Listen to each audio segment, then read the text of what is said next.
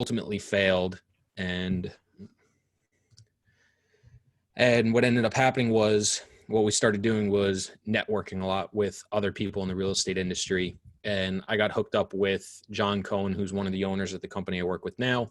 And we actually invested in a deal ourselves.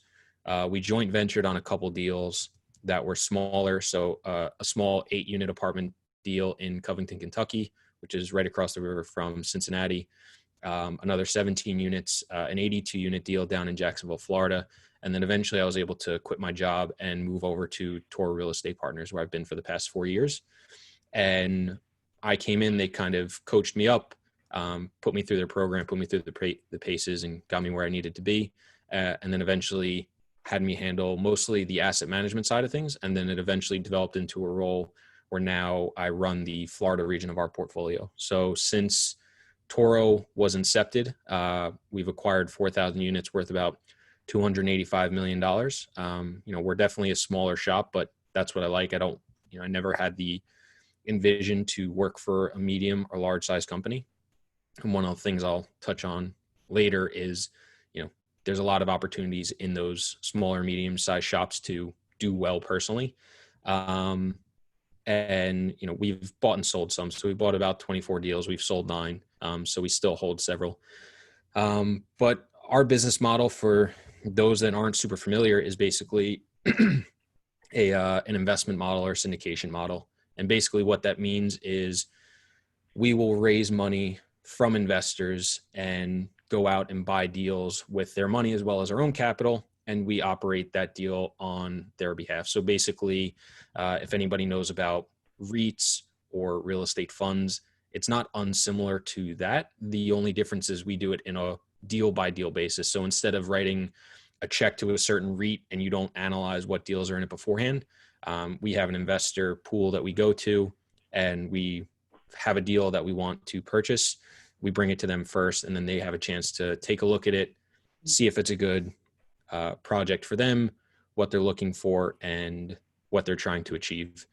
And basically the high level way that syndication works is, let's say there is a $10 million deal that we're looking to purchase. What we'll typically go out and do is get debt from a bank, very similar to if you bought a single family home and you got a mortgage, from anywhere from 65% to 80% of the property. So $6.5 million to $8 million would be in the form of debt, typically a fixed interest rate, 3, 4, 5%, whatever it is. And then we'll raise the rest of the money from investors as well as invest in ourselves. And typically it takes the form of an equity position. That just means they're in it for the highs, they're in it for the lows. And the idea is that you're going to obviously do better than the 4% or the 5% fixed interest rate. And you get the benefit of, making whatever's on top. So the way leverage works, if you're in an all cash position and something made you 10% per year, when you have 70% that's in a fixed interest rate, the people that are in an equity position get the benefit of the spread between the 4% and the 10% that adds to the equity position, and it increases your returns.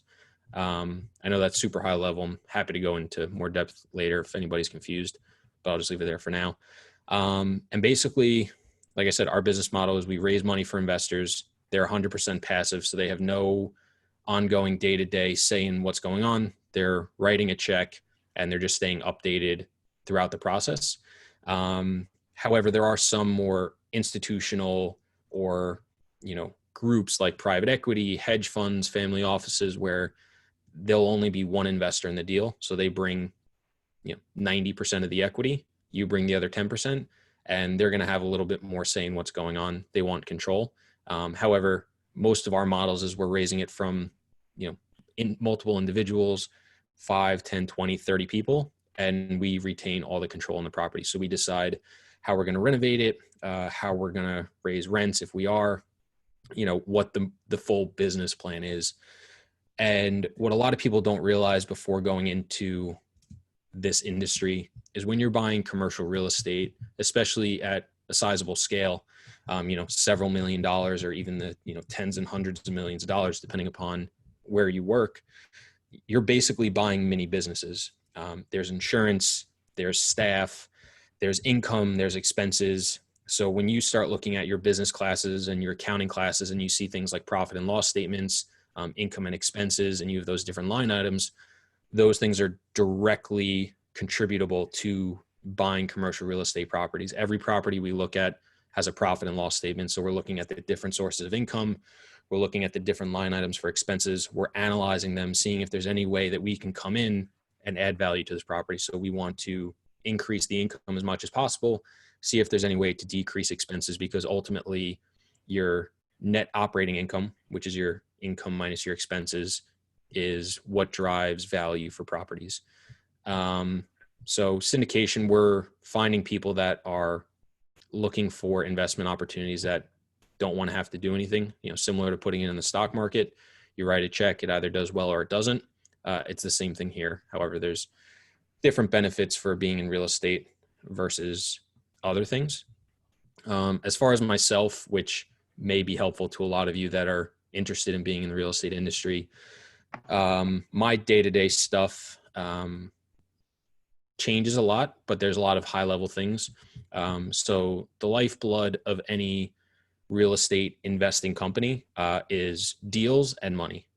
If one starts growing larger than the other, you're going to be limited by the weaker link in the chain. So if you have more money than you have deals, it doesn't matter if you have all this money, you don't have the deals to put them in. Vice versa, if you've got all these great deals, not enough people that are interested in investing, you're limited by how many people want to invest money with you. So you're really focusing on those two things. And once you have deals, you're also, focusing on managing those things. So we're constantly generating new sources of debt and equity capital. So we're talking to interested debt providers, interested banks, insurance companies, construction lenders, et cetera. We're constantly talking to high net worth individuals, companies, families that are interested in pursuing opportunities that we do, and having conversations about past deals we've done, our performance, what we're looking to do, what we see going on in the current market, how things are being affected. It's been a big part of our job recently with COVID and the impact there. We're constantly looking for new deals. Typically at the size we're at, that's communicating with commercial brokers. So there's companies out there that all they do, just like a real estate agent, they represent buyers and sellers in the transaction. So they're marketing properties for sale. They're connecting the buyers with the potential properties. They are evaluating them, making sure they're real buyers, and then eventually, putting the buyer and seller in the same room to get a deal done. So we're constantly looking at new deals, trying to analyze, where the market is going, because we are in multiple places in the country. So some places will be very hyper focused on one location. Maybe it's just one city, one neighborhood, one market, or they could be much more spread out. So for ourselves, we focus on a couple cities in the Southeast United States and a couple cities in the Midwest United States. But I know companies that do all across the country, and I knew some people that only do, in a certain neighborhood in Brooklyn. So depending upon what you want to look for and what your criteria is, you've got to keep up to date on what's going on there. Other things we're constantly doing is we're in communication with our management teams. We have properties that support on-site staff every single day. So their 9-to-5 job is literally working at the property. They're leasing agents, they're head of maintenance, their management teams, and their job is basically to run the property day to day on our behalf and make sure things are going well. So they're handling collecting rent, fixing any problems that occur, coming up with any renovation plans that are needed. They're coordinating with any vendors, with any insurance, any people that need to see the property. They're showing prospective tenants new apartments. They handle that day-to-day stuff for us. So we have to be in constant communication with them to make sure that they're doing what needs to get done. If anything changes, we let them know what's going on. If there's any problems, they communicate it with us and they keep us updated on that. So that's asset management in a nutshell, that communication with property management. When people say, what's asset management? A lot of it is, you're kind of managing the property managers. You're staying on top of them and making sure things are going well. And then other things we do is just staying in constant communication with our investors, We do financial analysis on how our deals have performed. So whenever we put a deal together, we put a business plan in place and we say, hey, we want to do X, Y, and Z to the property, and we think it's going to result in this income and these expenses going forward. And we want to compare it to how we've been doing. Investors want to know, hey, have you guys been doing what you said you're going to do? And how is that compared to the plan we put in front of them? I'll tell you guys, almost every time we buy a property, the plan we put in place at the beginning is changed somewhat once we get in there and we start doing things. Especially we buy somewhat older properties. So we buy things that are 40, 50, 60 years old. And we're doing renovations to the property. We're fixing different things. Stuff always changes. Things we didn't think we were going to break. Problems we didn't think we were going to have happen. We do our best to unearth those problems before we buy it, but those things happen. So, it's making sure we're staying up to date with our investors to make sure that they know exactly what's going on. They know we're on top of things. And if there is a problem, just communicating it with them so they can understand what's going on. They get involved in properties like this. They should have expectations that these things can happen. So, delivering bad news isn't fun, but it's part of the job and it's not an unexpected thing. And then by and large, eventually we look to sell the properties after several years. So we'll be constantly looking at the market. What is the value of the property? Do we think now's a good time to exit? Is it still time to hold? Is there more we can do with it? Who would buy this property and at what price?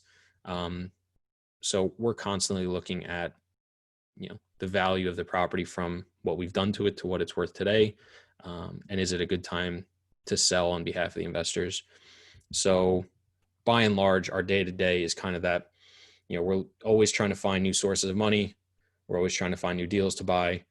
We're always asset managing our current deals. We're always communicating with our current investors, and we're always examining the market to see, do we want to continue to buy here? Or do we want to sell now? And just how it kind of, stacks up against there. So that's kind of like the day-to-day stuff. For all of you, what I think is important to realize is when you're looking at jobs, what do you want to be doing? And I think that'll kind of steer you to that point earlier of what type of company you want to look for.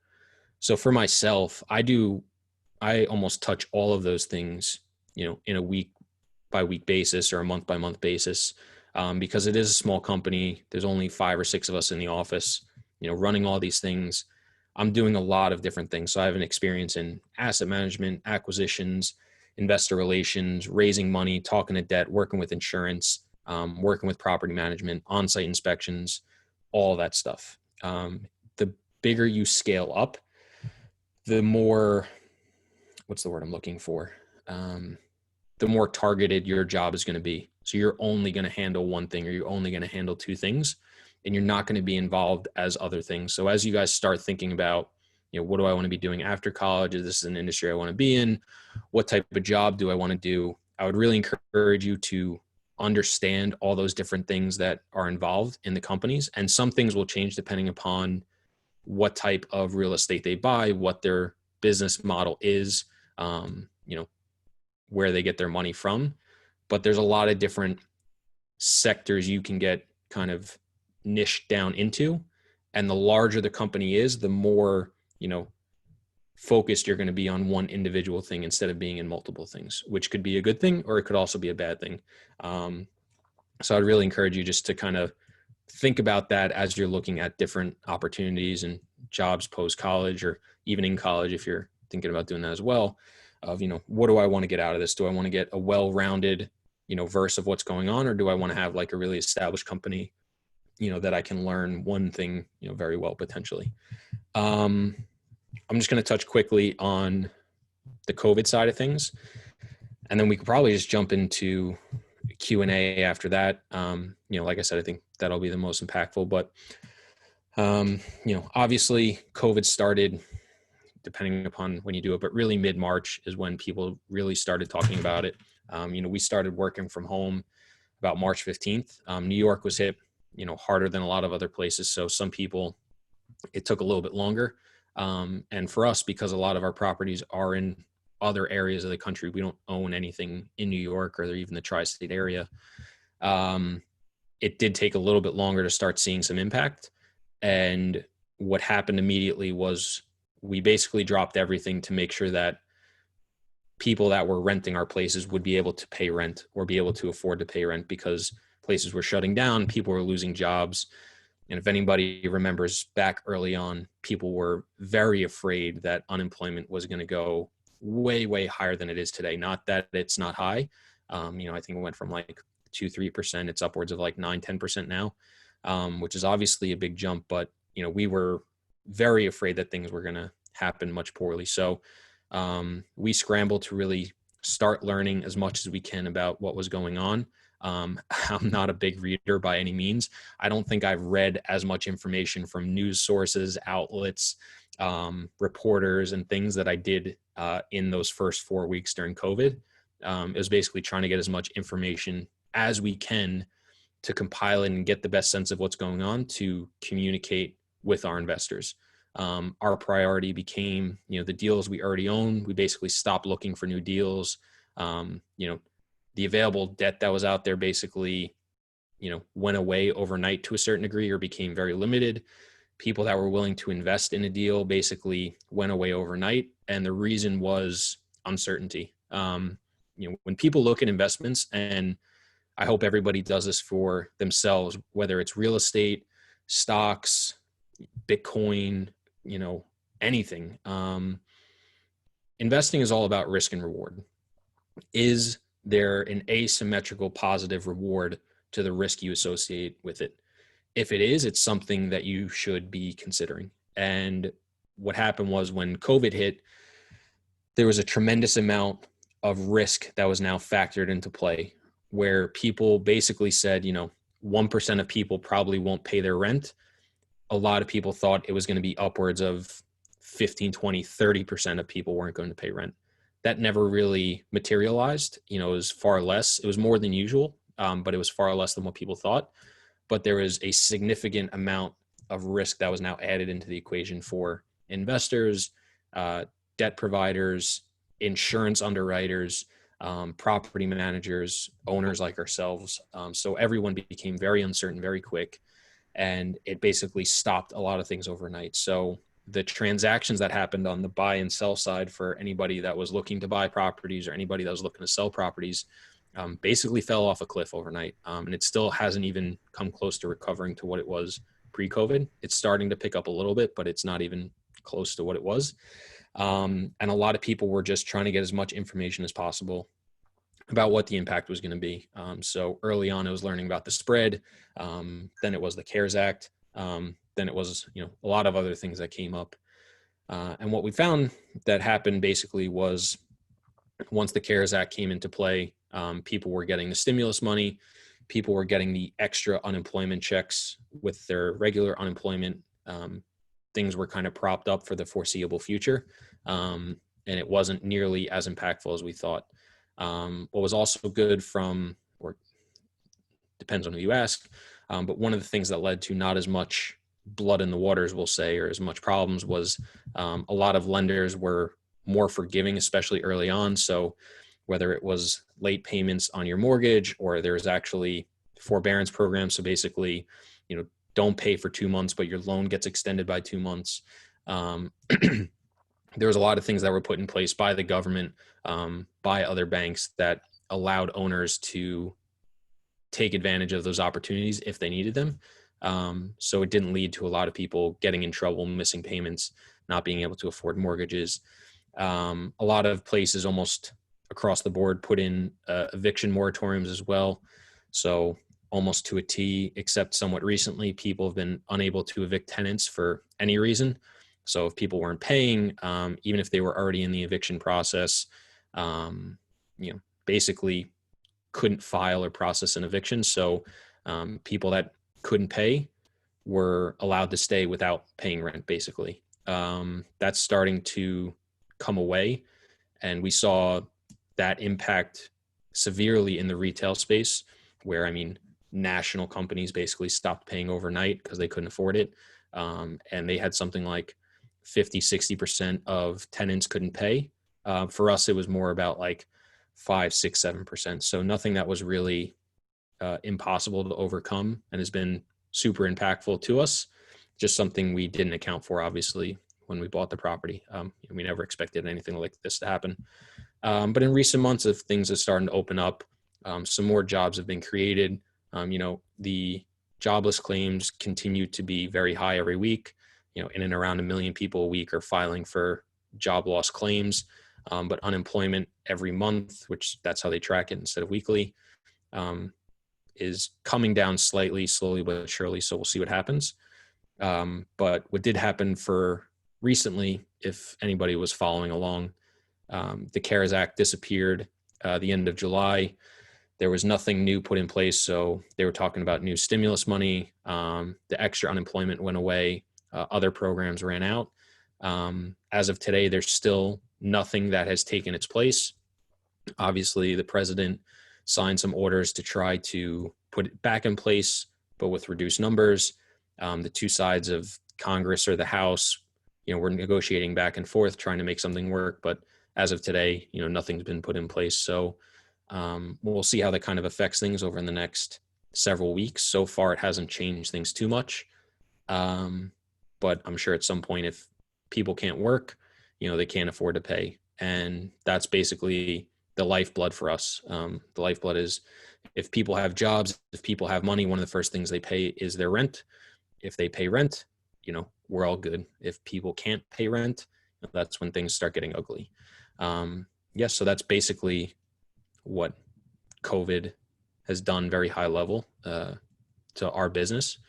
And I think, kind of covered a lot of things high level, went through some things, but I think now is probably a great time for if anybody has questions. I don't know if you guys want to unmute it somehow or you just want to type them in the chat, whatever you guys think is the best, happy to answer any and all questions. I think, guys, if you have questions, you guys, since we are like over 30 people, we could do you could raise the hand if you know how to do it in the participants tab.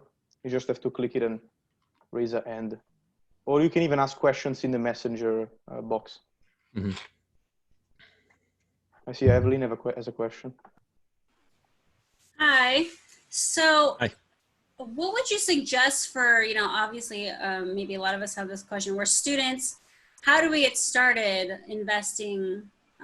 Do we start working with a company and build up some, money so we can put into investments? Or is there some other way? Maybe we have some cash set aside. We could just start putting it into something and seeing it grow. What are the ways we can really get started as students? Yeah. So the first thing you need to answer for yourself is, do you want it to be a passive or an active investment? So like I said, passive is just writing a check and sitting back. So that means you could do REITs, which aren't technically investing in real estate, but you get the benefit of cash flow from real estate. Or there's different companies like Fundrise and CrowdStreet and stuff. And, I would assume most of you wouldn't be classified as accredited investors, and I can explain that if needed.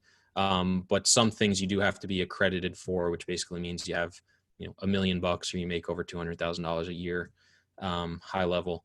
So you can do things like that. There are ways to do it as non-accredited. However, I would assume the question is more for the active side of things. And I think there's a lot of different ways you can get involved, and it's what you really want to do. I think the best way for anybody starting out, if you're willing to do it, is something called house hacking. What it is you basically buy a place with a low down payment loan. So it can be as low as 3.5%. So it could be an FHA loan or other types of loans. And it can be a single family house, or it can be up to a 4-unit property. And basically what you do is you live in one of the rooms or even one of the units, and you rent out the other rooms or units to other people. And the idea is that the rent you would be collecting will pay off your mortgage and expenses, and you can either break even and live for free or even make a little bit of money. Or what a lot of people don't talk about, which is, probably the unfortunate truth, especially if you're in a high cost area like California or New York, you probably won't break even or be positive cash flow, but what it will do is significantly reduce your rental costs. So if you're going to pay, your own unit in a lot of places in California and New York will cost you upwards of $2,000-$3,000 a month. you could very easily reduce that to, a couple hundred. So that's one of the easiest ways to do it. Now, you do have to be able to qualify for the loan. So you do have to have either a job that supports the payment for the loan. So you can't just go out and get a $2 million loan if you can't make the payments with your income alone. Or you can get a cosigner. So if anybody has parents, a family member, a business partner, some people will sign balance sheets just to get a little bit of the money or the equity. There's a ton of creative strategies you can put together, or you just find something that's in your ballpark. So they'll underwrite the loan to what you can afford for the income you're making. So if you're making $50,000 a year, they might say you can afford, $1,500 a month in payments, which allows you to borrow $300,000, something like that. So what I would encourage you to do is, if this is something you wanted to do, if you're like, hey, house hacking sounds great, it's something I can do. One, do you have the income that you can qualify for a mortgage on your own? If not, find someone that will work with you in one way or another. If you do, go talk to a mortgage broker or a mortgage provider. It could be a bank. A broker will have a good knowledge of a lot of different options for you. It'll cost you something when you do it, but in my opinion, it's well worth it. Or you can just go talk to a credit union or Chase or whatever and just get pre-qualified. They'll basically look at your information and tell you what you would qualify for, how much you can borrow. And if you want to put down 3.5%, if it was $300,000, you just divide $300,000 by 0.965, and that'll give you what you can purchase. And then just start talking to agents, start looking at areas, go out and buy it, and then figure it out from there. But other ways you can get involved, if you have money, you can just buy a property straight rental, single family home, small multifamily unit. Your down payment is just going to be more. It's going to be 20, 30%. If you have renovation costs that need to be done, you'll need to have extra money to do that. But I would encourage, if you're starting out, your best value for money that you're going to get is that house hacking side. It's something I really strongly considered doing. I almost actually did it out of college. So when I graduated Hofstra, by our school, everybody used to live in these single family homes that it had 4 bedrooms on the first and second floor. And then they would illegally convert the basement into 3 bedrooms and rent it out to 7 students. I was going to do the same thing and just rent it out to my friends. Ultimately, I didn't do it because I found out after the fact that I graduated that those basement rooms were illegal. And I also just didn't want to rent to my friends. For me, I was always worried that money would come between us. And I was like, the friendships are more important than the money to me. So I never did it. But it was something I almost did. And that was the route I was going to go. But ultimately, I just decided not to. So I would strongly consider that. But if you just want to invest in a property and do it yourself, there's tons of avenues. What I would encourage you to do is go research a lot of different assets and asset classes. So single family home, multifamily, storage space, mobile home parks, office space, retail. Understand the pros and cons of each. Figure out what best fits you, right? That risk reward standpoint. Some will make you more money, but there's more risk associated with it. Like office and retail, hotel, it's riskier because what we just saw happen, but you can make more money per year. Understand what you're looking to do and what you think you can accomplish, and then start looking for deals in certain areas. Thank you. Yeah, no problem. I think next was Emmanuel. You're on mute, bud. Sorry. Hi, Chris. How you doing? Good. How are you? Good. I just had a few small questions. So the first one that you said earlier when you were doing your intro, that you moved back to New York because you missed it. It's kind of like Southern California. It's the same. It's hard to leave once you're from California. So I'm just curious, what's about New York that makes you want to, maybe you want to go back? And then the other question was, could you, as a first-time buyer, could you do multiple house hacking? And does that prepare you to buy commercial real estate in the future? Sure. So good questions. The reason I came back, one, I was born here, so almost all my family was here, and I realized how important family was to me and having them close by, and seeing them once a month or every other month or every couple of weeks. That was just, I had never not had it before, so it was something I realized very quickly that was very important to me. So I wanted to come back. Another part of it was when I was coaching that college team, I lived on campus for free, and I would hear all the kids partying down at the end of the college. And I was like, this was me 2 months ago, and now I can't go do it. And all my friends overnight became people that were working in the athletic department, and they were, 30, 40, 50, 60 years old. And I was like, this blows. Like, I really, miss my friends. I miss having that lifestyle. I wasn't ready really to kind of move into that space. It just wasn't where I was at personally. I was still looking to, have those times with my friends, enjoy them, see them, still go out at times. And it was really tough to be in that environment where I felt like I couldn't do that. And I was so close to it. It was very tough for me. So it was several things that pulled me back to New York. Also, college coaching pays like shit. I was making like $5,000 a year part-time. I think I made 25 grand that year. So below the poverty line or right at it. And I was like, to move up in the coaching world, you got to be able to move wherever in the country to scale up quickly. Cause I was like, if I'm going to do this, I want to be a head coach at a big program as quickly as possible. I didn't like it being in Massachusetts, 2 hours away from home. What would happen if a job opened up in Louisiana? So I looked at it going forward of like, okay, is this something I'm going to want to do in 5 years? And I was just like, it's just not going to be the right fit for me, despite being something I actually enjoy doing. So sometimes there's something more than just like the financial aspect of it. You have to look at like the lifestyle you want to have, today and in the future. And does it fit in with that picture? And, there's no harm in saying, no, it doesn't work, and pivoting.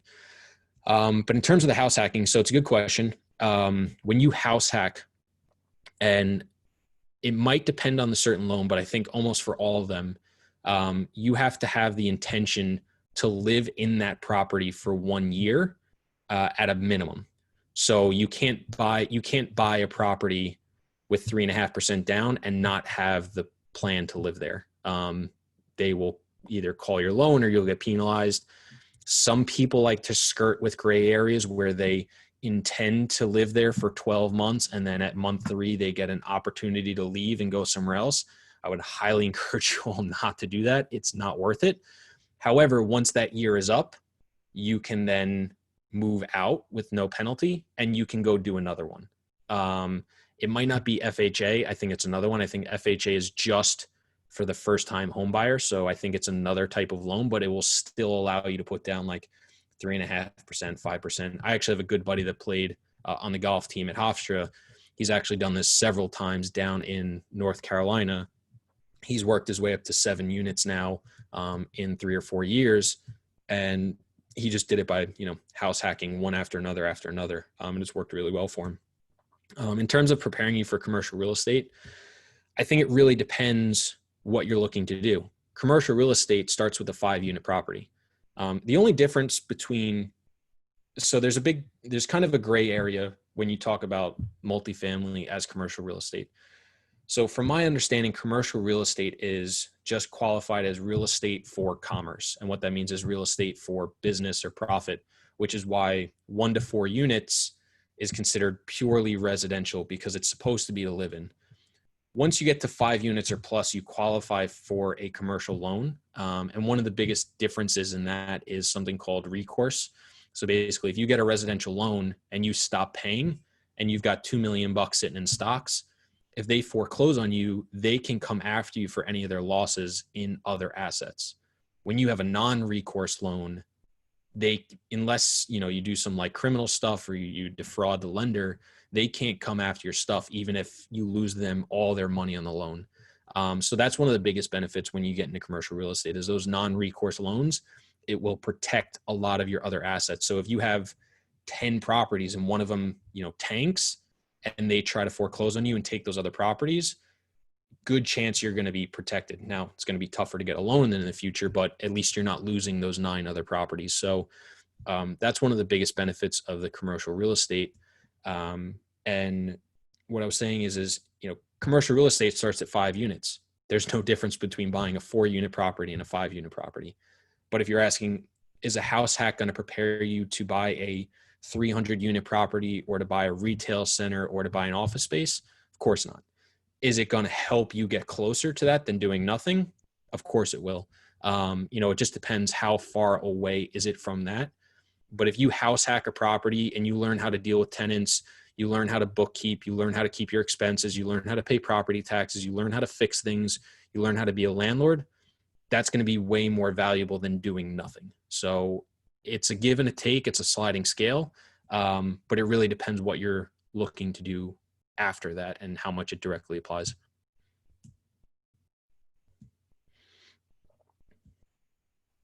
Go ahead, Lushan.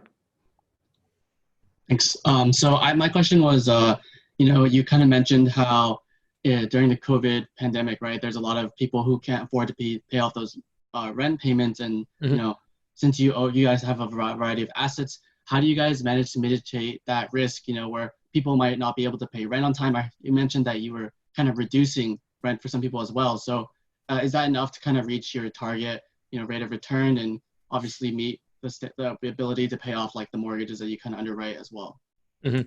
So, well, we haven't lowered rent for anybody. All we've done is put in payment plans for people. So if they can't pay and they can prove they've been impacted by COVID, so being laid off or they applied for the different resources that are out there from COVID, we are being more forgiving than we normally would. One of the tough parts about being involved in residential real estate with tenants is you are providing housing for people, which is a need. And there is a gray area between running a business and being strict on your contract, but also understanding that this is someone's housing, which is a fundamental need for people. So you have to learn to be fair, but also firm as well. So we haven't lowered rent for anybody. They still are under contract, but if people have been adversely affected, we have been willing to work with them and say, hey, if you can't pay the full one this month, let's just get $200 a week or something like that, or $100 a week or $300 a week, whatever you can afford and whatever you can do, and we'll catch you up as it goes forward.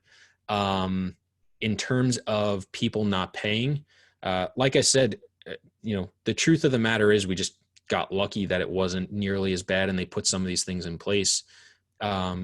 Fortunately for us, when we underwrite a deal, we always have a metric that we look at that's called the break-even occupancy. So how far can our income fall to where we can afford to pay all our expenses, all of our mortgage? And that's typically in the low 70s or even the high 60% number. And when we underwrite a deal, our normal loss is about 7 to 12%. So it would have had to been anywhere from, 2.5 to 5 times as bad as what we had anticipated, which is where we always feel very comfortable that, things would have to go really, really wrong for us not to be able to pay our expenses and our mortgage. Now, obviously, expenses could be a little bit higher than we expected. So it's a function of not only income decreasing, but expenses also increasing. So that's a number that we pay strong attention to. And just luckily, one of the benefits of residential real estate and why it's one of the least risky asset classes and why it's so valuable to a lot of people is people's rent is one of the first things that they pay every single month. Housing is a fundamental need that people need to have, and they're going to pay that first to be able to stay in their place per their contract. So because that reason, it's seen as less risky. That's why hotels got absolutely massacred. It's why retail has got hit so hard. It's why office spaces has got hit so hard, because people are going to stop paying their lease on their office space. People are going to stop going, to the different, J. Crew and other retailers that are going out of business. They're going to stop traveling because they're not allowed to per the U.S. government. All those things happened and affected those things substantially. And you're going to see a lot of those deals are probably going to, get foreclosed on or lose a ton of money or not do what they expected. And some people are going to get hurt, but that goes back to that risk reward thing of, where do you want to be? And that's why so many people like to be in multifamily, because they see it as a better place to preserve capital. And when you're looking at commercial real estate, when you look at a deal, your first thing is, okay, I look at, do I think this deal is going to not lose me money? And then you move on to, okay, what can this deal make me? So the first thing when you guys always look at a property, any sort of real estate is this deal going to lose me money? You're never going to know, but how confident do you feel in that? And you'll just get better with that over time. And trust me, you'll have deals that lose you money or don't make you as much as you think. It's happened to me. It'll happen to you if you do it long enough.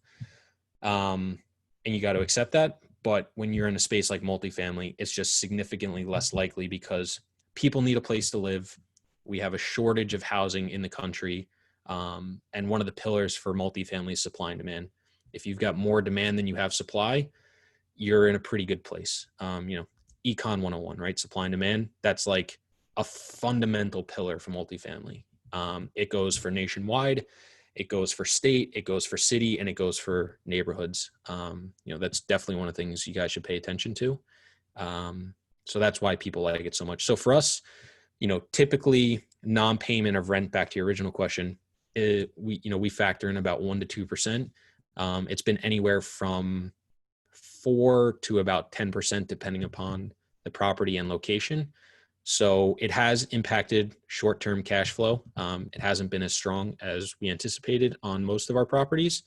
However, most have not been so massively impacted that they're not still producing cash flow, or they're, very far from where we are. And investors are fairly understanding for the most part. Awesome. Thank you. You got it. Well, hey, Chris, I have a question for you. So on the buy side, do you recommend beginner investors stick to a specific area? So you get more familiar with that area and also more knowledgeable of that area, and also how would that affect your diversification? So if I don't know, just if an area, because don't you want to diversify where your properties are, just in case some sort of I don't know, some event or some storm or something hits that one area, how do you balance that type of the diversification and also learning the market and the surrounding area of where your properties are? Yeah. So there's a quote, and I'm going to butcher it massively because I don't know it right, but it's basically people get rich by doing one thing. People stay wealthy by diversifying. So when you're young and you're getting started, it's significantly more acceptable to be less diversified because you have time, you have less at stake. If you lose, if the area you're in goes under, you probably don't have as much as risk. You have a lot of time to make that stuff back. So as you are making money, it's less important, and it's just very hard to do. But once you start getting to a stage, you start caring about diversification for sure, whether it's area, asset class, type of investment. So, like I said, stocks, bonds, real estate, Bitcoin, other alternative assets, so many different things. You start looking at different things. You don't want to rely on one thing. So I wouldn't worry too much about it to start, unless, you have a bunch of money already and, you are worried about losing it. There's also something to be said for what's important to you. What's your own risk tolerance? Are you okay with trying to time the market and bet on appreciation? Is there a certain part of California that you think is going to explode in the next 2 years? If you're wrong, it's 2 years. We're on average, all of us are going to be alive another 50, 60 years based on lifespan for the country. What's 2 years in the grand scheme of things, right? But if you're, once you get to an older age and stuff like that. But the best thing you can do as a real estate investor, and it's actually a mini kick that I'm on recently, is the more you know about your neighborhood from a super granular level, the better you're going to be. And what unfortunately is going to happen is you're going to sometimes know too much, and you're going to pass on deals that you might have bought if you were less educated. But in the long run, you're going to be way better off. So for me personally, because I run the Florida region of our portfolio, I co-invest in a lot of our deals, but I'm actually looking to buy something for myself. One of the reasons is diversification, because I want to have something I don't have to worry about investors. I have complete control over. I can make my own decisions. I'm buying something in Jacksonville, Florida, because it's a market I know incredibly well. It's where we own all of our deals. I know it very, very well. And that was a driving factor in what I was looking for. So I was thinking about a couple of cities in the Midwest to start, because I thought, I'll get better cash flow. I'll do better than this and that and that. I said, that's just dumb, because I'm going to make mistakes because there's going to be information I don't know. I've made so many mistakes over the last 3, with myself as a company, with the property management, that I'm not going to make those same mistakes again because I've already made them. And some of those mistakes are so market specific, so neighborhood specific.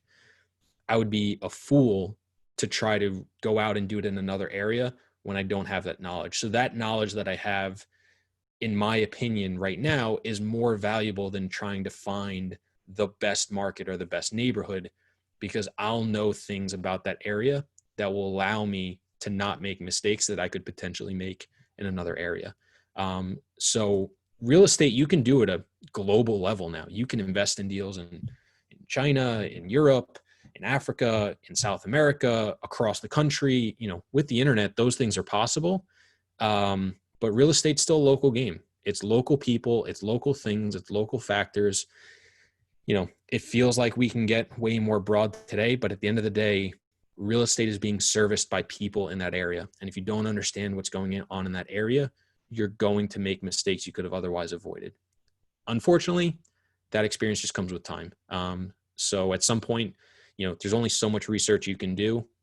Those things are just going to take time. So pick an area you like. If you're thinking about, maybe not in your backyard, when you start to look at markets, things I would recommend are looking at population growth, rent growth. I say job growth and unemployment, but COVID's kind of thrown that out of whack a little bit. I would look for where are companies moving to, where are people moving to, and then places I would start, because there's, if you want higher than average population growth, if you've got 200 cities, well, 100 of them are going to be higher than average just by law of numbers. So you've got 100 to pick from. Start with areas you kind of already know or have been to. Do you have a family in a certain city? Do you vacation in a certain area? Have you always wanted to travel to somewhere? Is it somewhere you think you would enjoy going to? If you live in California, maybe you're like, oh, I'd rather buy in, I don't know places, but San Diego, which is beautiful, versus a farm area, because you would enjoy having a shitty property in San Diego versus a shitty property in somewhere you're not enjoying going to. So that's why, we've picked places like Florida, like South Carolina, some places in the Midwest, because we have people there, we know people there, we've had family there, it's places we've been, things like that. So, yeah. Cool. Wait, also really quick, Mhm. wait, do you have like a general schedule and like where like you reallocate your portfolio? Like, do you like evaluate your portfolio like on like a weekly or monthly scale and kind of like see, okay, like we have to sell this or buy this? Like, I don't know, like, do you have that type of schedule? Or is it kind of just like as you read about current events type of thing? So whenever we buy a property, we put a business plan together to our investors and basically say, here's our plan for the property. And one of those things of the plan is a timeline, and say, we plan on holding this property for so many years.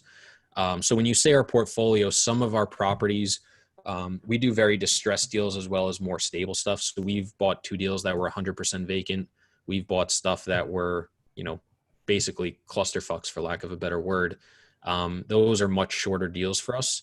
And then we have deals we plan on owning for 5, 7, 10, 12 years. So one, it depends on what that business plan is. And then 2, it does depend on the market. It depends on our investors, depends on who our investors are. And a lot of times too, we also try to line it up with another deal that we think is going to happen. So if we sell, people have something else to roll money into if they want to. So we do, there's a couple different things at play. But yeah, we're constantly analyzing the market, seeing what's going on. Because we're always looking to buy, we know what things are selling for. We know what our comps are selling for. We know what things are renting for. We know what people are looking for. So we'll constantly analyze, and, at the end of the day, you're never going to time it 100% right. So you just try to do what you can to hit the plan you put in place or do better. And if you're doing worse, you look and say, hey, do we just have to cut our loss? Or do we think we can still continue to improve and get closer to what we thought we can do, or potentially, eventually do better? Or is it, look, this is just, we were wrong, we've got to own it, and, let's just end here and move on to the next one. So, yeah, I would say we don't have a set schedule. We're not like every month, let's sit down and look at our portfolio. It's more of a loose thing of just, because we're constantly buying in these areas, constantly talking to people, we kind of know what's going on. And, once a business plan is done, because we are doing renovations to properties, we plan on holding a deal for 5 years. Typically we've renovated it inside the first 2 or 3 years. So as we start getting done with our renovations and spending all that money, we'll start thinking about, okay, is this a good time to sell or is it not? And once we're done, we'll continue to be analyzing it, I would say on a monthly or quarterly basis. Well, thank you. There's also a question in the chat if you want to take a look at that. Yeah, sure. Where'd it go? Oh, yeah. What skills or experience does a firm like Toro look for in an agent? So if you're talking about a real estate agent or real estate broker, that's not what we do. So there are companies that have brokers or agents that buy and, that sell deals on behalf of owners. So I couldn't really answer that, but, for us, we're a small shop. So it's really, more important for the character of the person than necessarily the skill level or their experience. Obviously you want a good blend of the two, but we're pretty tight knit. So it's more important for us that it's just a good fit on character. Do you look at deals the same way? Do you have the same values and morals? So we're pretty pessimistic on every deal we buy. We like to beat things up until we can't really find a reason not to do it. And we just like people that have, similar outlooks. We try to find people that complement each other. We were actually in the process of looking to hire somebody to help with the asset management before COVID. And then once that happened, we obviously, put that on hold. So if you're talking about an agent or broker, not something we do, but that's, for us, what we would be looking for. Chris, I want to just notify that it's 6:01. Mm-hmm. It's kind of up to you if you want to take more questions or I don't want to keep you here if you are busy or anything. No, I can go another 10, 15 minutes. I'm good if people have questions. Okay. Guys, so if you have questions, you can either comment again or just raise your hands or even speak up. It's fine, I think. actually, really quick before we move on, can we also just take a group picture of just the Zoom chat? So if you have your video and want to turn it on, then we'll probably take a picture and we can send it to you afterwards, Chris, as well. So it's yeah, that'd be great. As well, yeah. So if you have your video and want to turn it on, yeah, we just need a group picture. So I'll probably give it 5-10 more seconds and then we'll just take it. Yeah, because I have the view where everybody's face is on the big screen. Yeah. Cool. All right, cool. Let's hear 3. Hold on, let me see. 3, 2, 1.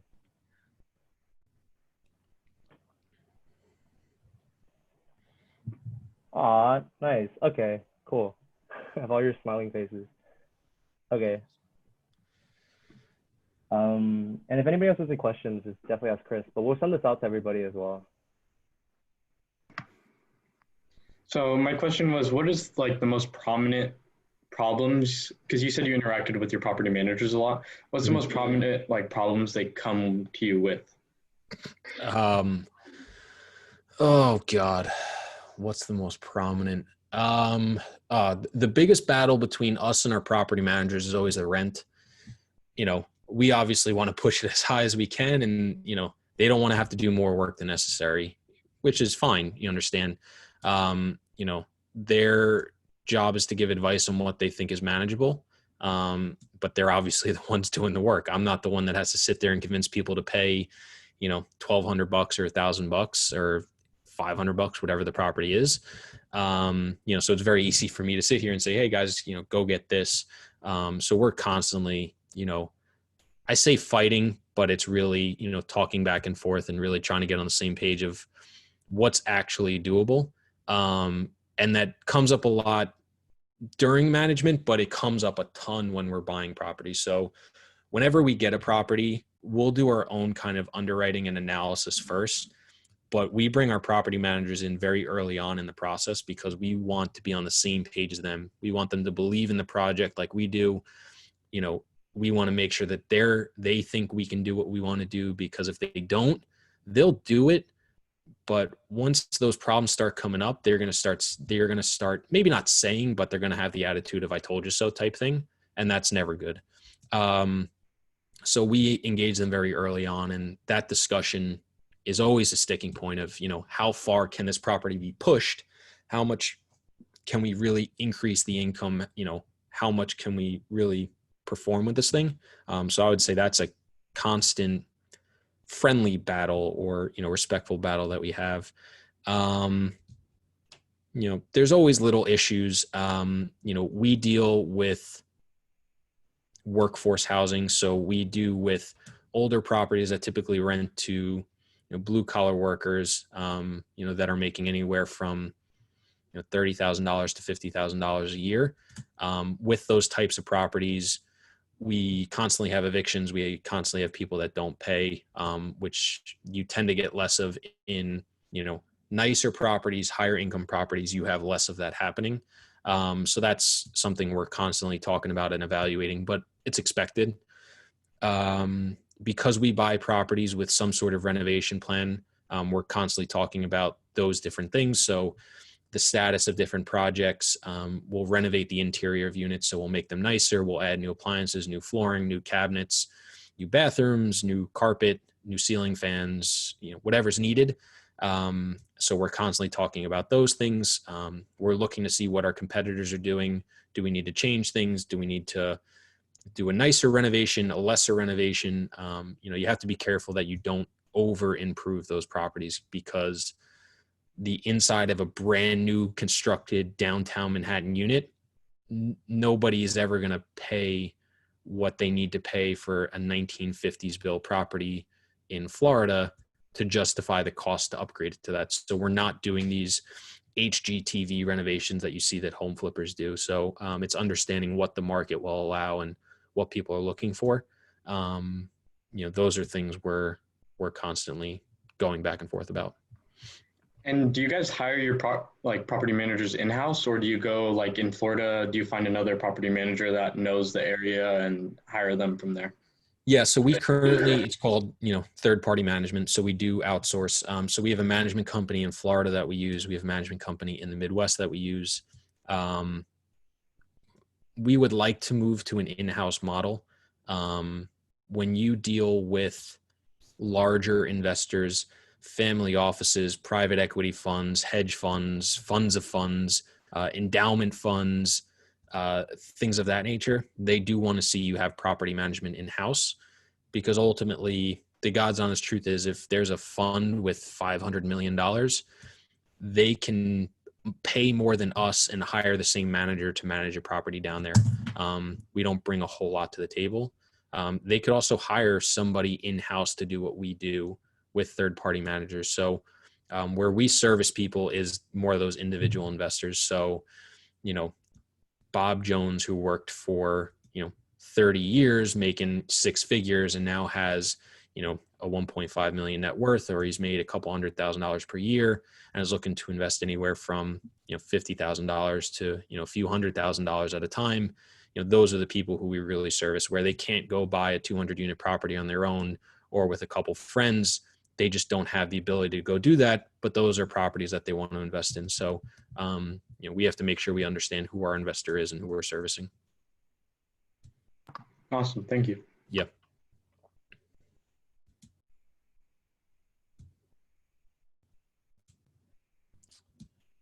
Anything else, or are we wrapping up? In the chat, I think they're asking you if you still play soccer and what position do you play? So, I do, but not like I used to. Took about like a year off just to kind of get away, because college can be kind of a drag. But came back and just played in, I played in like a semi-professional league for 2 years just to kind of earn some extra cash, and it was a good level. And then eventually I was like, nah, I'm done. I'm over that. So I just kind of play in adult leagues now. We'll see. I don't know if that'll happen, but yeah, I played defensive mid for the most part. So, just floating around midfield, chopping people up and, not running too much. So, yeah, that was that. The good old days. It goes quick. If anybody plays sports, it goes quick. Enjoy it.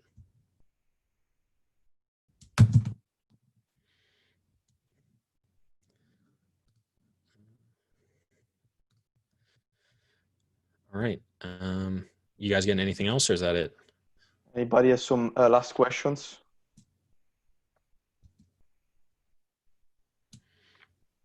Hello, Chris. Hey, how's it going, Evan? Hey, thank you for the info. I just wanted to really go back to what you said about the FHA loans, how you said you could get it in your first property, live there for 12 months, and after that, you can acquire another one.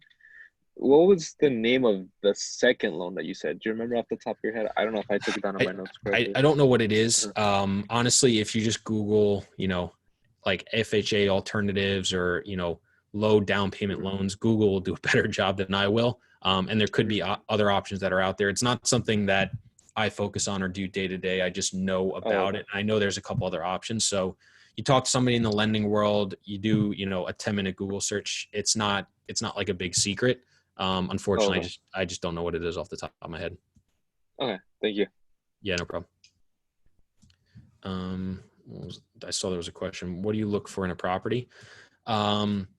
So us specifically, we look for older properties that have an opportunity to add value to it by doing renovations or capital improvements.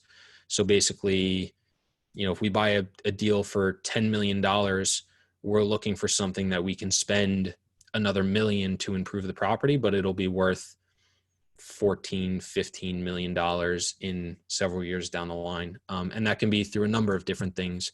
It could be as simple as, upgrading unit interiors to make them nicer so people like them. It can be adding community amenities. So adding things like a dog park, a playground, a fitness center, a clubhouse, a pool, an Amazon package center. There's a lot of different things that you can add to it. Laundry facilities if they don't have it. Basically just make it a property that's more attractive and that somebody would be willing to pay more for in rent. We also look for properties that are being run very poorly. So, we know we can reduce expenses when we take it over. We can have cheaper expenses, which ultimately puts more money in our pocket every year and makes it more valuable. We also look for areas that I said have growing population, has growing rent growth. We also look for healthy supply and demand. So one of the things we look for is how many people are moving to an area versus how many new units of housing are being built. You can just find that on some government websites or by talking to agents or brokers in the area, just kind of find the supply pipeline. So what's being built in that area. You can do that on the single family side. You can do that on the commercial side. And you just want a healthy ratio. So you want more people that are moving there than what's being built, because ultimately supply and demand, that'll drive prices up for rent, what people are willing to pay. The quicker rent goes up, the quicker your property is more valuable. So you can either force appreciation by doing those renovations, or you can buy in areas that you think are going to appreciate organically, through growing rent or just, a more desirable area to live. We also look at retail too when we look at different things. So we want to see what type of retail is around there. Is it a Dollar General versus a Whole Foods? Is it a Starbucks versus a, no-name coffee shop? It's not really nice. You just look at different things. You look at the age, the vintage, how nice it is, and stuff like that. And then we also pay attention to crime as well. So is it a high crime area, low crime area? Does the property have a lot of problems? Or is it the whole block that has a lot of problems? We'll take over a property that has a large amount of crime if it's the only property on the block, because we think we can improve the property, get out any bad tenants that are committing crimes, and, be the last property in the area that is having a problem. That's a valuable service as well. So those are just some of the things we look for.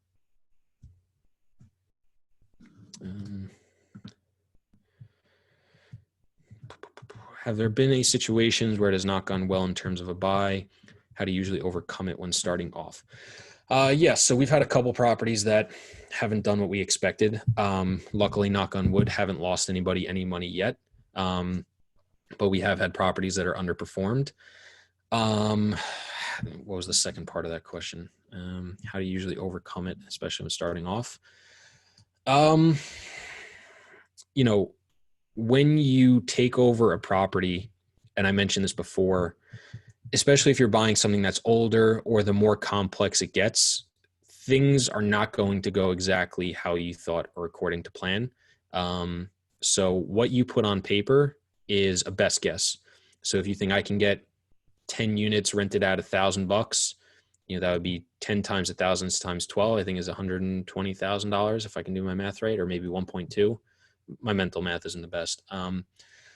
But, something could happen in that area where, all of a sudden 5 new buildings get built right around the corner, and now you've got a bad ratio of supply and demand. So you can only rent them for $950.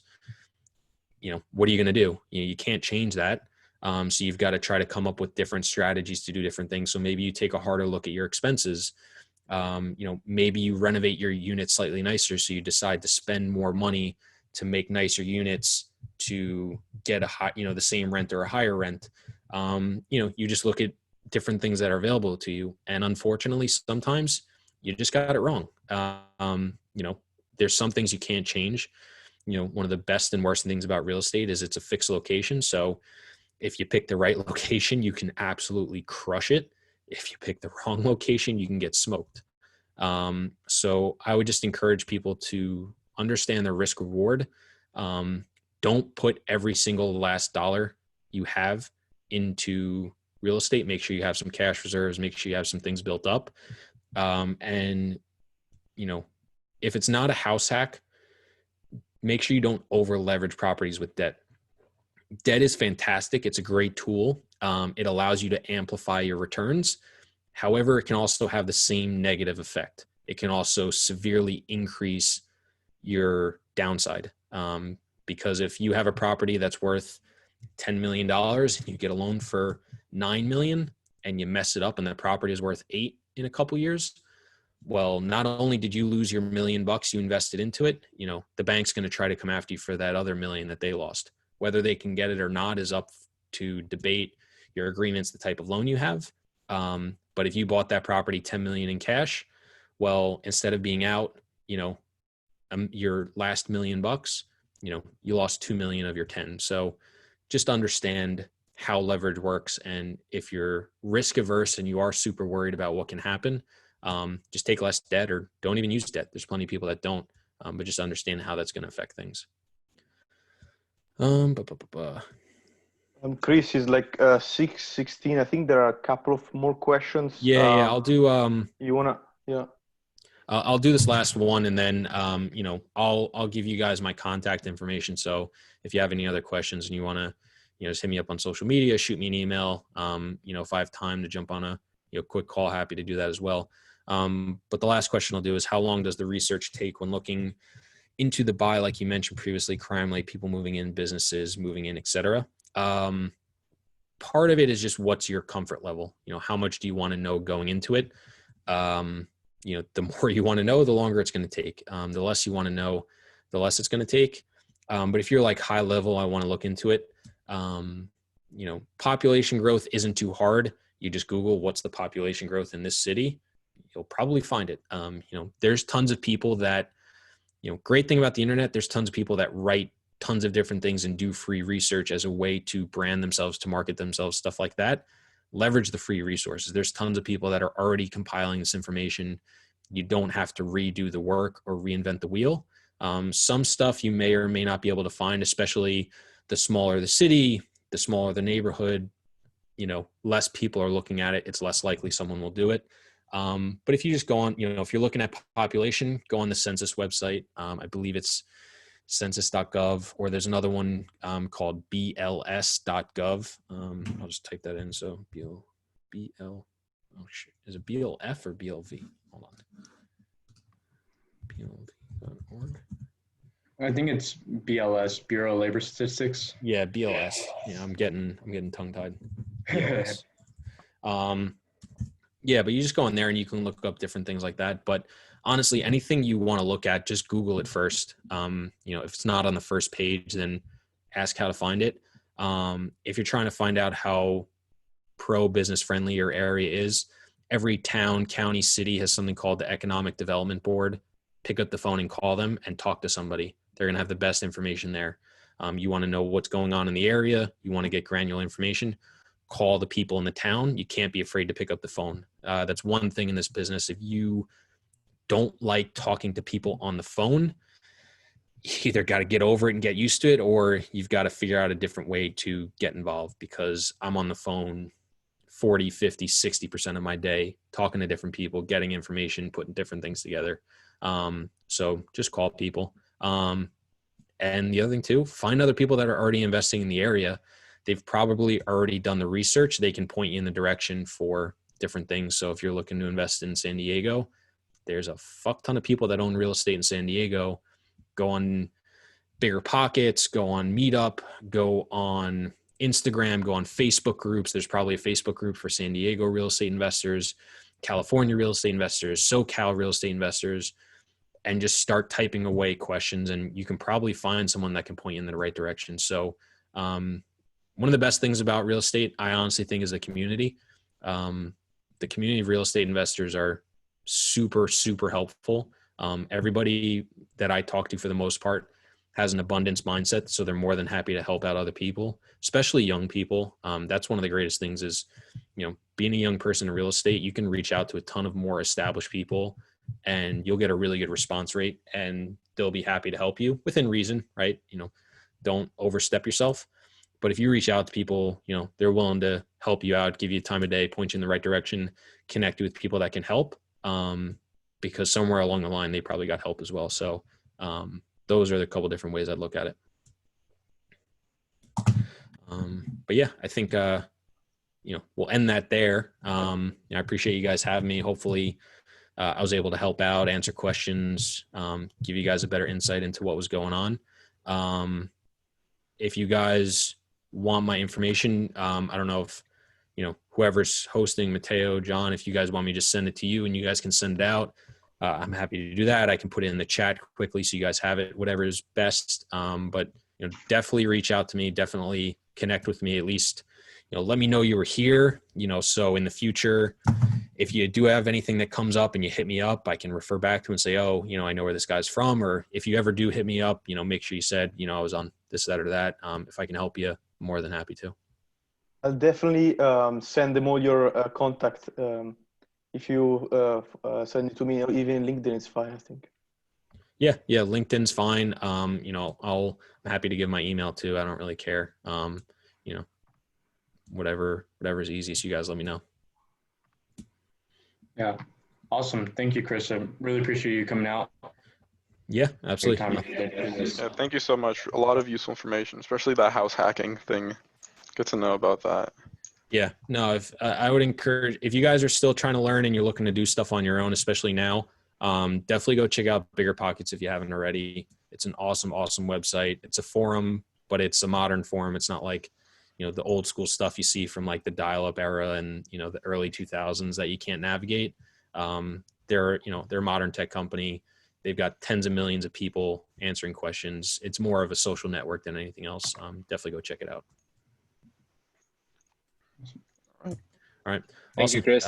Yeah. Thanks guys for having me. Thank you, Chris. Thank you definitely again. reach out. Best of luck to everyone. Thank you. As well. Bye. See ya. All right. Hello, everybody. So we were going to do networking. I mean, if you guys, we can still do it. There's a couple people. Let's see, whoever wants to stay on to do that is definitely able to. But if you need to go ahead and go. We definitely would love to meet you, though. Yeah. Stick around for a little bit.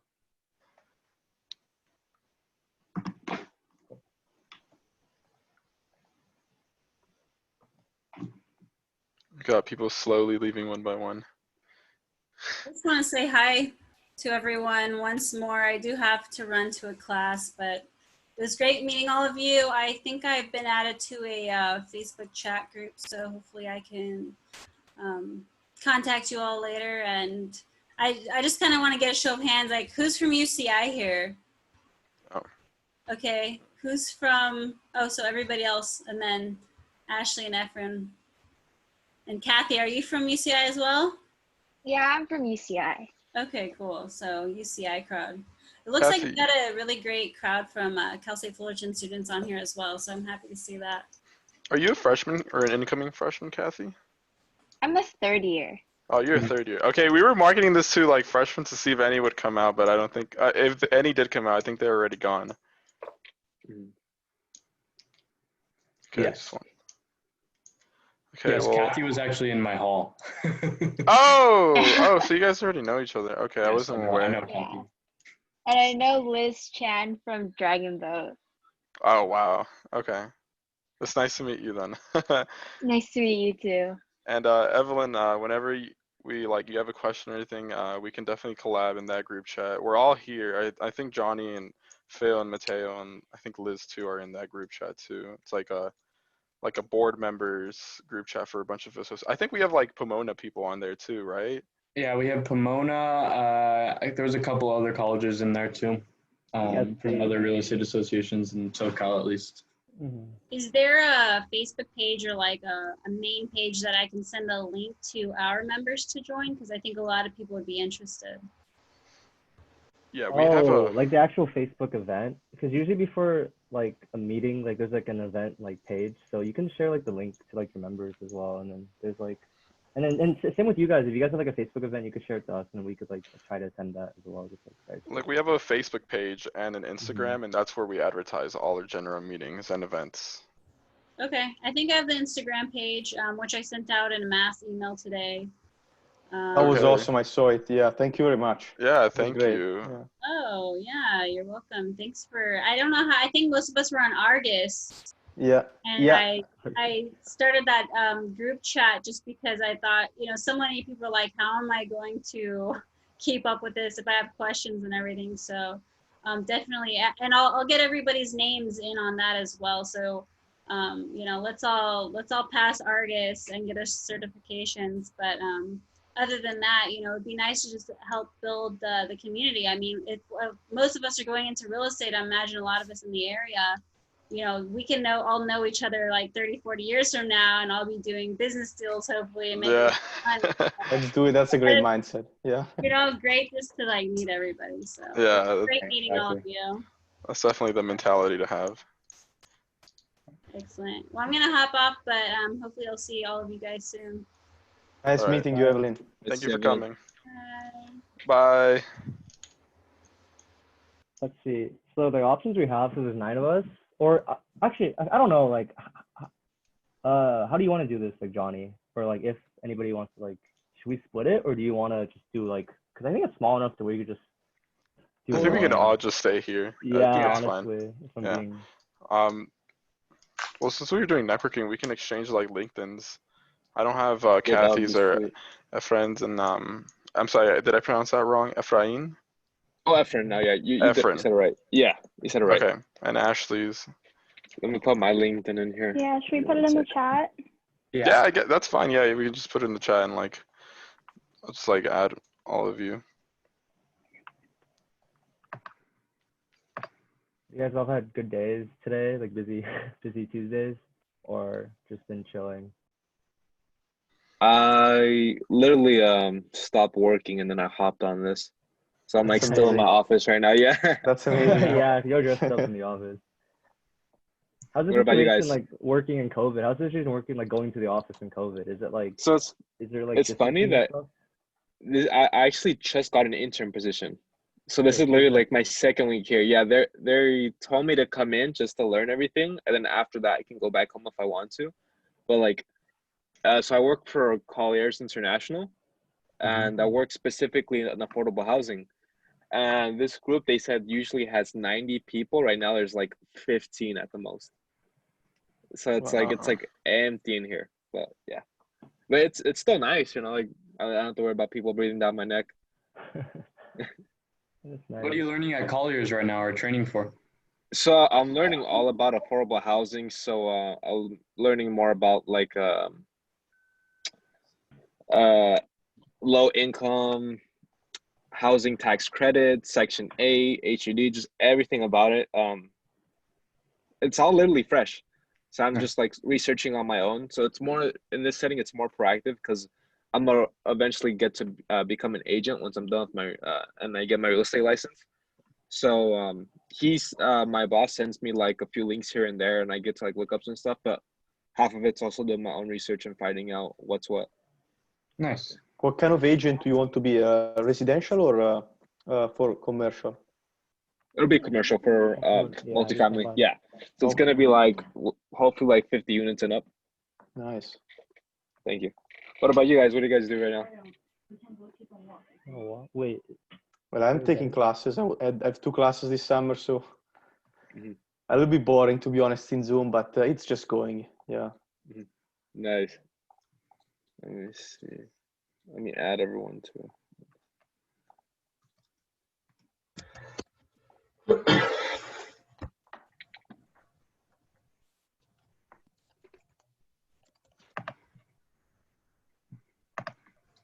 Yeah, right now I'm just doing loan processing for Loan Depot. Oh, sweet. Yeah, it's pretty, I've learned a lot. I hopefully want to get into maybe doing originating loans. We'll see how that goes. Yeah. I don't know how the market's going to react once like moratoriums go up and stuff. And So are you guys super busy right now? Yes. They've like crazy busy. Like the average amount of loans that like processors process is around like 30 at a time. I think the average right now for everybody is about 50, 55. Oh, wow. Yeah, it's almost double. Yeah, it's almost doubled. So they've been getting a ton of business, and it's mostly all refinances. Well, at least the last couple months has been refinances, but the purchases have started to pick up a lot too. So it's just been interesting. Yeah. Wow. Yeah, no, I heard that. I have a friend that works in something like that, like loan servicing, and I forgot what specific place, but she said it got super busy ever since everything started, especially with people who might not be able to get unemployment, or maybe they're just waiting forever to get it, you know? So it's interesting. It's interesting to see what'll happen if there's no extension to unemployment or like the additional boost. And yeah, I don't know. It's it's almost everything's unknown right now. Yeah. But it'll be interesting to see how like the government can affect it, and the Fed too. They play such a definitely. Tomorrow I have an interview for an internship. Nice. Oh, sweet. For Remax. It's in La Brea or Brea. No, not La Brea. Yeah, it's in Brea, next to Yorba Linda. And one of the guys that's interviewing me, his name is Matt. He's a UCI alumni. I'm thinking about maybe speaking to him and having him come and like having him speak here at like one of our events, and asking him to come out. Because his boss too, his name is Derek. He's like an alumni. He graduated from UCI like years ago, and he's like the boss of him. So we got 2 alumni. See if they could come out and speak for REA here. That'd be sweet. So what are you gonna be doing there, or do you know yet for the internship? It's like cold calling. It's funny. Okay. It's what our speaker today said that he started out in. I was just like, oh, that's where I'm gonna get my start too. It's just cold calling like homeowners and stuff like that. I don't know, like the busy work. Yeah. But that's fine. I gotta start somewhere. Yeah, definitely, and especially in this industry, I didn't realize. Okay, no, that's a lie. I did realize that cold calling is gonna be a big part of it. I just, I'm just not used to it. But yeah, I'm gonna start cold calling in a bit too, so I'll be on that same boat with you. Okay. Luckily, I think I don't think it'll be too bad. But yeah, no. It'll just it'll just need getting used to. Yeah. You're a pretty sociable guy though, Hector. You're a super sociable guy, Hector. I think so, that's why I think it'll be okay. Yeah, you'll be fine. I think it'll work out. And they really like me. So I mean they're a friend of a friend, so that connections like that always work out, Definitely. And they're like we usually don't look at like undergrads, but since you're an alumni, I mean since we're alumni at UCI, like we really like you just because of that, and we'll definitely like have you on our team. I was like, yay. Nice. That's pretty good. How'd you find it? My cousin, I was telling him that I was struggling to find anything like during this time. He was like, really? That's crazy. I think he was telling me that it's probably COVID that's making it harder to find everything. I was like, I hope it's that, because I feel bad. Like that'll make me feel less bad about No, it's myself. it's But definitely COVID. Don't worry, it's definitely COVID. and A lot of places are hiring freezes right now, so it's good that yeah. you have like an interview and stuff right now. It's really good. Oh, thank you for coming out, Kathy. Bye, Kathy. Thank you. Thank you. Bye, Bye. Kathy. Bye. And yeah, my cousin went to the same high school as this guy named Matt. I think he even liked our Instagram page. So I'm looking forward to like meeting him more and seeing if he'll speak for us. I think that'd be pretty cool. You know what Matt does? Let me look him up. Let me see his Instagram. He's like one of those people that like dedicate their Instagram to like real estate, you know, like they have a professional image. And I'm thinking about I should be doing that with like my Instagram too. Mine's just like a personal Instagram. You could do another one, maybe one person. Yeah, that's what I was thinking too. Yeah, He's a personal. Yeah, I was gonna do another one. Remax top producer, SoCal Realtor, Brea, California. I don't really know what he does. You're just a realtor. Yeah, seems like he's just that.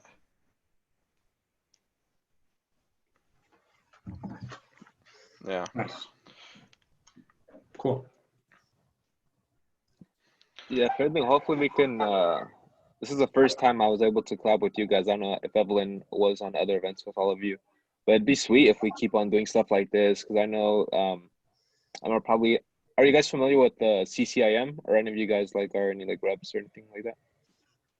CCIM? No, I'm not familiar with that. It's What is like certified commercial investment member, so it's like a professional organization. And so I'm like a rep for the chapter here in Southern California. So I'm talking with the president and getting to know them. Because being a CCM certified, it puts you in only like, I think 8% in the real estate industry hold that designation. So it's just especially helpful if you're going to like the finance side of real estate where you're like observing cash flows from a property or anything like that, or just to get more industry knowledge. It's definitely helpful. So I think I'm gonna work with the president and form like a PowerPoint, how to get started, what does it mean to be CCM certified, what course it can get you into, stuff like that. And then just like you said, I might even ask my boss, like, hey, like get on a call with us, you know, share what you know, because I didn't even know affordable housing was even a sector or even like a little portion of real estate until I got here. So it's nice to know like when you learn something new, share it with people you know.